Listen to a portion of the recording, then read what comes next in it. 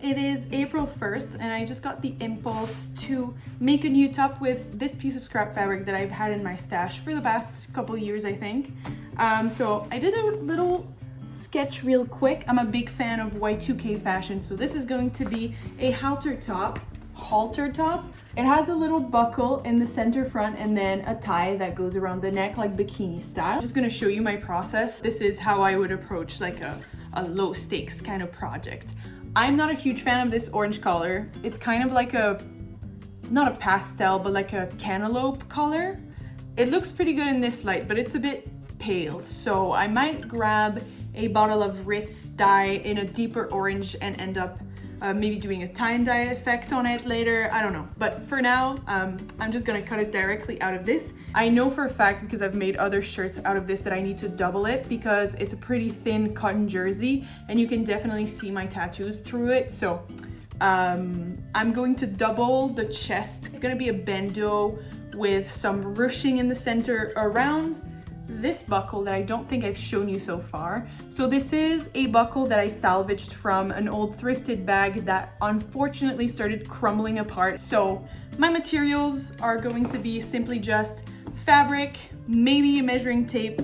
I have this tiny little tank top for reference just to make sure that I'm somewhat close to my measurements. I don't want to actually do any maths.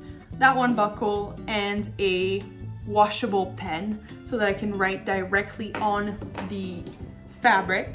And I have my scissors ready.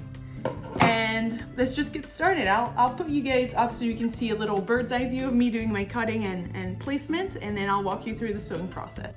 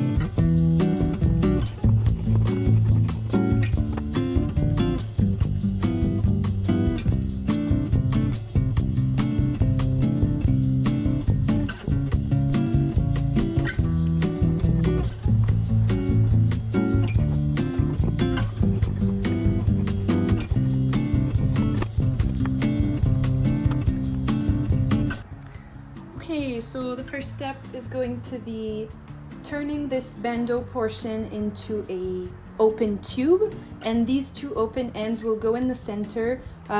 Maybe I'll gather them, but otherwise I think I can just kind of squish them together and then slip them through that little center buckle. And at the same time, I'm going to turn this long string into an actual spaghetti strap. I'm realizing now that I cut it the wrong way. The stretch is on the horizontal grain, but it also stretches this way, so it's okay. So I'll just sew them both right sides together. And then at the same time, I think I'm going to finish. So there's a body portion with a little gap just underneath the chest here on the ribs where the skin's gonna show. This is going to be gathered into that same buckle. It's going to be quite crowded in that center buckle, but I think it should be fine.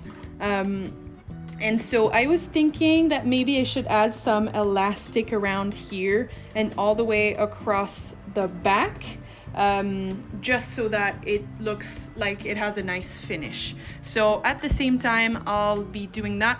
Zigzag stitching a thin, like 1 centimeter elastic along the top edge on both sides here under the ribs, and then one that goes across the back, and then I'll sew this lower half portion down these two side seams with a zigzag stitch, right sides together. And once I have it assembled, I'll attach everything to the buckle and the top will be almost done. And then I'll use that long spiral ruffle that I cut just before to add a trim at the bottom edge.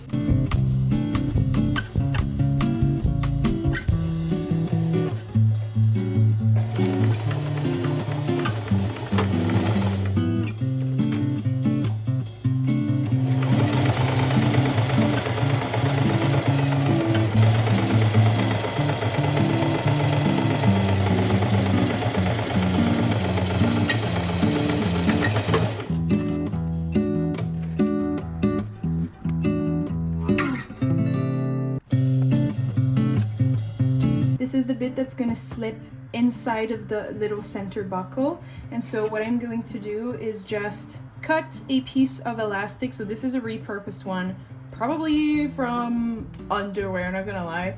But yeah, I'm just gonna cut it like a couple centimeters shorter than the actual measurement.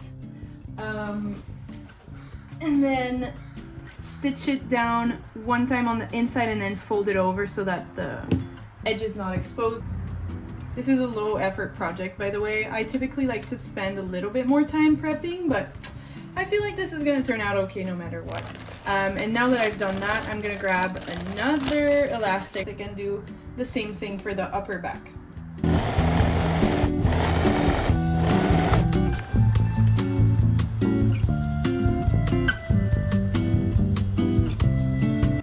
So here is the back and the front with that upper edge finished with the elastic. And I'm just gonna sew those right sides together like this down the side seams, and then slip this little piece into the buckle however I can because it's really tightly packed in there. And then I will actually hand sew this portion to the back, making sure that it doesn't show on the front. And trying to use as little fabric as possible because this is really tight around my chest. Actually, I'm an idiot and I didn't actually measure it on myself, but I guess it'll be at least like safer or more stable and it won't slip as much. And then I'll just have to add my big ruffle at the bottom and I'll be all done. This is me editing. I completely forgot to film an outro, so I'm just gonna voice over this little clip of me trying it on. Also forgot to record myself sewing the ruffle, but you get the gist of it. Just a zigzag stitch, right sides together, finish the bottom with a lettuce hem, if I recall correctly.